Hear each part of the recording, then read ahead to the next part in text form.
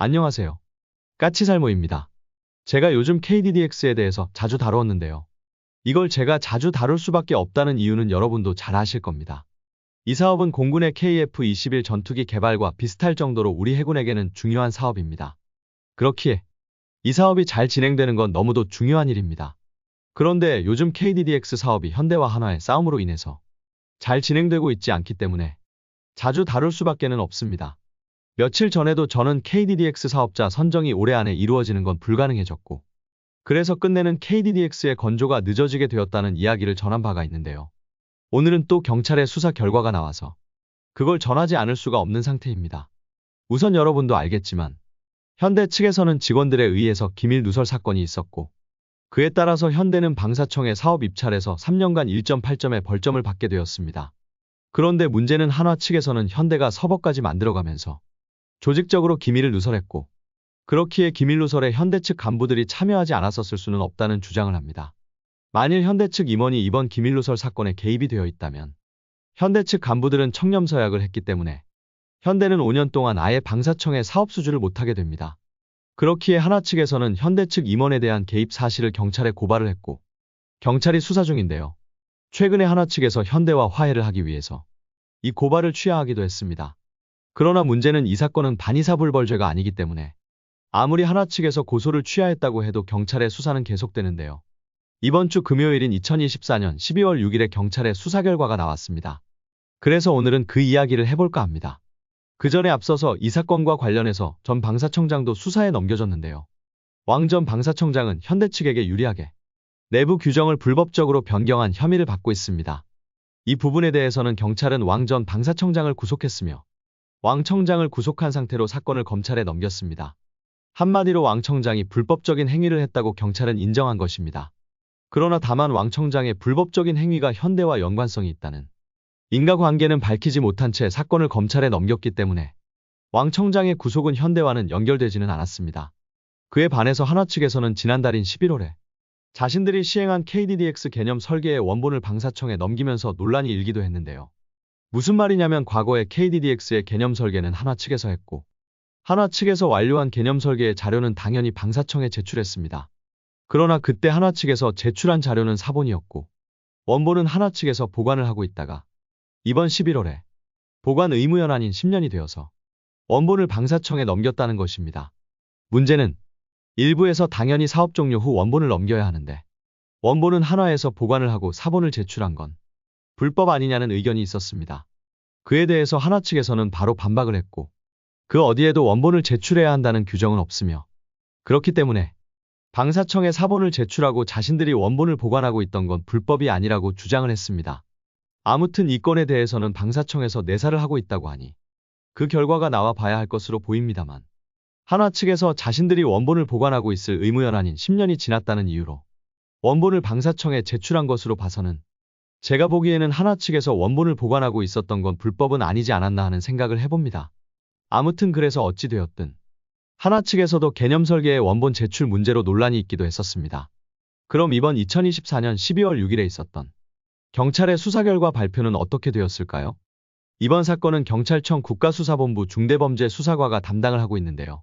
수사 결과 발표에 의하면 한화 측이 현대 측에 대해서 고발한 2건의 사건에 대해서는 혐의 없음 결과가 나왔고요. 현대 측에서 한화를 상대로 한 2건의 고발 중에서 명예훼손에 대해서는 공소권 없음을, 그리고 업무방해 혐의에 대해서는 혐의 없음의 결과가 나왔습니다. 그래서 이번 경찰의 수사 결과 발표에 따라서 현대 측의 임원이 기밀 누설에 가담했다는 한화 측의 주장에 대해서 현대는 무혐의 처분을 받게 된 것입니다. 이로써 KDDX 사업 수주전에서 현대가 압도적으로 유리해지게 되었습니다. 일각에서는 현대에 대한 감점은 내년 하반기에 끝나기 때문에 KDDX의 사업자 선정은 내년 하반기에 결정될 거라는 전망도 있었지만, 이것에 관해서 이미 방사청은 KDDX 사업자 선정은 내년 상반기까지 마무리하겠다고 입장을 발표하기도 했습니다. 그래서 언뜻 보기에는 벌점 1.8점을 받고 있는 현대가 그래도 역시 불리할 것으로 보이지만, 실상은 이제 현대가 불리할 건 전혀 없습니다. 왜냐하면 벌점 1.8점은 어디까지나 경쟁 입찰을 했을 때나 적용되는 것입니다. 그 전에 현대가 무혐의 처분을 받았기 때문에 산자부에서 지정하게 되는 군납 지정업체 선정에서 현대가 단독으로 지정될 가능성이 높아졌기 때문입니다. 그럼 아예 경쟁 입찰로 가지 않고 수의계약으로 가는 것이기 때문에 현대가 1.8점의 감점을 받고 있다고 해도 해당이 되지 않습니다. 그럼 두 회사가 공동 개발할 가능성은 없느냐라고 할 수 있는데요. 분명 공동 개발을 할 가능성도 있습니다. 그런데 문제는 현대와 한화가 공동 개발을 하려면 어떤 분야는 누가 하고 어떤 분야는 누가 하는 등을 정하고 서로의 지분을 정해야 합니다. 그럼 이 협상을 별도로 해야 하고 일이 되면 절대로 내년 상반기에 사업자 선정은 불가능해집니다. 그래서 만일 공동 개발로 들어간다고 해도 현대가 주도적으로 사업을 하게 되고 한화가 보조를 하는 식으로 갈 가능성이 높습니다. 한마디로 이번 경찰 발표로 인해서 KDDX의 사업은 현대가 압도적으로 유리해진 것입니다. 생각해보면 이미 경찰의 수사 결과를 예상한 한화 측에서 고소고발을 취하하고 공동 개발을 하자고 한 것 같기도 합니다. 그리고 현대 측에서도 경찰의 수사 결과를 예상하고 한화의 공동 개발 제안을 받아들이지 않은 것으로 생각이 됩니다. 한마디로 우리들은 몰랐지만 당사자들은 이미 어떻게 수사 결과가 나올지를 알고 있었던 것 같습니다. 그래서 현재 상태는 현대가 KDDX를 수주할 가능성이 압도적으로 높아졌습니다. 그런데 그럼 KDDX의 설계와 초도함 건조는 현대가 하고 이번 함은 한화가 하면 될 것 아니냐라고 이야기할 수 있는데요. 이건 또 문제가 되는 게 일이 되면 한화가 현대에게 과거에 한 일이 있기 때문에 현대 측이 한화에게 어떻게 복수를 할지 모르는 상황입니다. 이게 무슨 말이냐? 과거 장보고3 잠수함 배치2 사업에서 배치2 3척을 전부 한화가 수주를 했습니다. 그런데 원래라면 배치2 3번 함은 현대가 수주를 해야 하는데 현대가 수주를 포기한 것입니다. 왜 그랬냐면 장보고3 배치2는 한화 측에서 설계를 했고 당연히 그 개발비는 대부분은 방사청으로부터 받는 거지만 일부는 한화 측에서 자체적인 예산으로 개발을 했습니다. 물론 기존에도 다른 함선들도 이런 식으로 개발되었었고요. 그래서 한화 측이 자체적으로 개발한 부분에 대한 기술료를 현대가 지급하고 한화에게서 기술을 이전받아야지만이 장보고3 배치2를 건조할 수 있었는데요. 문제는 원래는 그 기술료로 현대 측에서는 1,000억을 예상을 했지만 한화 측에서는 2,000억을 요구했습니다. 그래서 현대 측에서는 기술료로 2,000억을 지급하게 되면 그렇지 않아도 적자인 장보고3 배치2의 건조 사업에서 너무 적자 폭이 커지기 때문에 장보고3 배치2 3번함의 건조를 포기해 버린 것입니다. 그래서 지금도 현대에는 장보고3 배치2의 기술이 없고 그래서 지금 현대는 자신들이 독자적으로 개발한 2,000톤급 잠수함으로 수출 시장에 도전을 하고 있습니다. 문제는 결론은 그럼 KDDX는 반대로 되는 건데요. 한화가 KDDX 이번 함을 건조하려 할 때 현대가 얼마의 기술료를 요구할 거냐는 것입니다. 잠수함 사업 같은 경우를 보면 이미 장보고3 배치1에 대한 기술은 현대도 가지고 있었습니다. 그리고 배치2의 기술만 현대가 한화 측으로부터 구매를 하려 했던 건데 그걸 한화가 일반적인 경우보다 2배를 불러서 2,000억을 불러버렸습니다. 개량형 기술 가격도 이러할진데 KDDX는 아예 기존에 없던 신규함 개발 사업입니다. 그것도 지금까지 우리가 건조한 전투함 중에서 가장 기술 난이도가 높은 함선입니다. 당연히 한화가 KDDX를 건조하려면 현대 측에 어마어마한 기술료를 지불해야 하고 한화가 장보고3 배치2 사업에서 현대에 했던 걸 생각하면 통상적인 가격의 2배를 불러도 한화는 할 말이 없는 것입니다. 저는 그 예상 가격을 대략 1조 원은 되지 않을까 예상을 해봅니다. 그래서 일이 되면 한화가 KDDX 이번 함을 건조하는 건 사실상 불가능한 일이 되는 것입니다. 이건 이미 한화가 했던 행동이 있기 때문에 방사청이 쉽게 중재도 못할 것입니다. 어쩌면 이걸 예상하고 그래서 한화 측에서 KDDX를 더 수주하기 위해서 혈안이 되었던 건지도 모릅니다. 한마디로 한화가 자신들이 장보고3 배치2에서 했던 트롤짓의 복수를 현대가 할 것인가가 한화가 KDDX 이번 함을 건조할 수 있을지가 결정이 되는 것입니다. 그런데 만일 제가 현대라면 복수를 할 겁니다. 여러분 같으면 복수를 안 하겠습니까? 과거 현대는 장보고3 배치2 3번함의 건조를 포기함으로 인해서 아예 잠수함 사업부가 문을 닫게 생겼다는 이야기도 있었고 지금 현대 조선소에는 아예 잠수함용 도크도 없습니다. 원래 잠수함용 도크로 사용하던 도크는 지금 일반 선박 건조에 돌려진 상태입니다. 물론 나중에 다시 잠수함을 건조하게 되면 잠수함 도크로 돌리겠다고 이야기하고는 있지만 최소 지금은 현대에는 아예 잠수함 건조용 도크가 없는 지경까지 가버린 것입니다.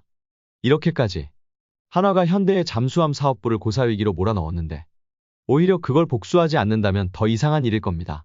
아무튼 그래서 이번 경찰의 수사 결과 발표로 인해서 현대가 KDDX를 단독 수주할 가능성이 압도적으로 높아졌고 만일 공동 개발을 한다고 해도 현대가 주도적으로 공동 개발을 할 가능성도 높아졌습니다. 그에 반해서 캐나다와 폴란드 등의 잠수함 사업은 현대와 한화가 협력해서 원팀으로 진출할 가능성이 압도적으로 높아진 상태입니다. 방사청에서 다음 달에 현대와 한화와 함께 원팀을 만들기 위한 협의를 하겠다고 발표하기도 했습니다. 그래서 캐나다와 폴란드 등 잠수함 사업에서는 현대와 한화가 원팀으로 진출할 가능성이 압도적으로 높아졌습니다. 그리고 제가 보기에도 우리나라가 이 나라들의 사업을 따기 위해서는 방사청의 전폭적인 지원이 있어야 합니다. 특히 우리나라 잠수함의 약점을 극복하기 위해서는 방사청이 수출무기 개발지원금을 활용해서 새로운 수직 발사관을 개발해줘야 하기 때문입니다. 이게 무슨 말이냐? 우리나라 잠수함의 최대 자랑거리가 무엇인가요? 그건 바로 SLBM을 발사할 수 있는 수직 발사관을 가지고 있다는 점일 것입니다. 그런데 미안하지만 폴란드와 캐나다가 자신들의 잠수함에서 탄도미사일을 발사한다라 가능한 일일까요? 그 나라들은 자신들의 잠수함에서 탄도미사일을 발사할 생각이 없습니다. 이 나라들은 탄도미사일이 아닌 순항미사일을 잠수함에서 발사하기를 원하고 있고, 문제는 우리의 잠수함용 수직 발사관은 탄도미사일용이기 때문에 현실적으로 이 수직 발사관에서 순항미사일을 발사할 수가 없습니다. 물론 이론적으로는 발사가 가능합니다. 문제는 우리의 수직 발사관은 탄도미사일을 발사하기 위해서 구경이 크고, 그렇기에 순항미사일을 발사하기에는 너무 큽니다. 그래서 이론적으로 발사할 수 있다고 해도 그 효율은 극도로 나쁠 수밖에는 없습니다. 실제로 이것 때문에 우리는 과거 인도의 잠수함 사업에서 수직 발사관이 빠진 장보고 3를 제안했고, 인도의 잠수함 사업에서 탈락한 여러 요인 중에 하나가 되었습니다. 물론 그래서 우리도 그 약점을 알고 있기 때문에 수출용 잠수함용 수직 발사관을 별도로 개발할 계획을 가지고 있습니다. 제가 전에 올린 적이 있는데요. 미국의 버지니아급에 탑재된 수직 발사관처럼 하나의 발사관에 여러 개의 순항미사일을 탑재하는 식의 리볼버식의 발사관입니다. 우리나라 모델 같은 경우는 수직 발사관 하나에 5발의 순항미사일을 탑재할 수 있는데요. 문제는 이게 아직은 거의 구상 단계라는 것입니다. 그래서 이걸 본격 개발에 들어가려면 방사청과 정부의 지원 없이는 불가능합니다. 그리고 당연히 아직은 구상 중이기 때문에 현대와 한화 측에서 이걸 상대국에게 제안할 수도 없습니다. 결론은 이 수직 발사관의 개발은 우리 정부 차원에서 수출무기 개발 자금을 지원하고 개발 완료를 상대국에게 약속해야만 하는 것입니다. 그래서 이걸 해줄 수 있는 건 방사청뿐입니다. 그러니 현대와 한화가 싫든 좋든 잠수함을 수출하려면 방사청의 말대로 원팀을 꾸리지 않을 수는 없습니다. 우리나라 잠수함의 최대 장점은 누가 뭐라고 해도 강력한 화력입니다. 그런데 그걸 뺀 장보고 3를 누가 살려고 하겠습니까? 결론은 그게 빠진 장보고 3는 필요 없이 덩치만 큰 효율이 극도로 떨어지는 잠수함에 불과합니다. 그렇기에 순항미사일용 수직발사관이 없이는 수출은 거의 불가능하다고 봐야 합니다. 물론 우리 잠수함에 순항미사일용 수직발사관을 탑재한다고 해도 우리의 잠수함이 선정되지 않을 가능성도 여전히 많습니다. 그러나 분명한 건 순항미사일용 수직발사관이 없다면 과거 인도에서처럼 우리의 잠수함이 채택될 가능성은 더 낮아지는 것입니다. 그래서 어떻게든 두 회사가 원팀을 만들어야지만이 이런 지원을 받을 수 있기 때문에 한화와 현대는 기필코 원팀을 만들어야 하는 것입니다. 분명한 건 그렇다고 해도 폴란드와 캐나다 사업은 우리가 선정될 가능성은 별로 높지 않습니다. 폴란드는 사업의 규모상 2000톤급이어야 하는데 현대가 제안하고 있는 2000톤급 잠수함은 말 그대로 도면상에만 존재하는 잠수함입니다. 우리 군도 전혀 채택하지 않는 잠수함을 폴란드가 도입할 거라고는 저도 보지 않습니다. 그리고 캐나다는 지금까지 미국과 유럽의 무기만 구매하던 나라입니다. 캐나다 입장에서는 우리 한국 무기는 너무 생소하다고 할 수 있습니다. 그리고 그럼에도 캐나다가 우리나라에 무기를 시험적으로 도입해 보기에는 이번 사업의 규모는 너무 큽니다. 결론은 사업의 규모가 작다면은 시험적으로 우리나라에 무기를 구매할 가능성도 있지만 이 사업은 캐나다 입장에서도 절대로 실패해서는 안 되는 사업입니다. 그렇기에 캐나다는 이 사업에서 상당히 보수적인 결정을 할 거라고 봅니다. 그래서 유럽 무기를 선정할 거라고 봅니다. 그러나 확실한 건 우리나라의 잠수함은 우리나라의 잠수함만의 큰 장점을 가지고 있고 우리가 이런 불리한 조건에서도 어떻게든 이 사업들을 따려면 분명한 건 우리의 잠수함들의 장점을 극대화할 필요가 있습니다. 경쟁 상대와 비교도 안 될 정도의 압도적인 장점을 보여야 한다는 겁니다. 그리고 그러기 위해서는 순항미사일용 수직발사관은 무조건 있어야 하는 것입니다. 그리고 당연히 너무도 어려운 사업이기 때문에 그나마 가능성을 높이기 위해서는 현대와 한화가 원팀이 되어야 하는 건 너무도 당연하고요. 그래야지만이 그나마 조금이라도 가능성이 생긴다고 봅니다. 분명한 건 그래도 가능성이 높지 않을 것이고 원팀을 만들지 못한다면 아예 가능성이 없다고 봐야 합니다. 오늘은 드디어 현대에 대한 경찰 수사가 발표되어서 그 이야기를 해봤는데요. 현대가 이번 경찰 수사에서 무혐의를 받은 만큼 KDDX의 사업에서 현대가 유리해진 건 두말할 필요도 없는 상태가 되었습니다. 그리고 솔직한 저희 심정은 현대가 KDDX의 방산업체로 단수로 지정이 되고, 그리고 현대가 단독으로 사업자가 되는 게 KDDX 진행의 가장 빠른 방법이기 때문에 KDDX의 조속한 진행을 위해서 현대가 단독으로 선정되기를 바랍니다. 그러나 확실한 건 과연 일이 되었을 때 현대가 KDDX 이번함 사업에서 한화에게 복수를 할 것인가가 궁금한 점이기도 하고요. 여러분은 이 문제를 어떻게 보시나요? 과연 누가 KDDX의 사업자로 선정이 될까요? 이상 영상 봐주셔서 감사합니다.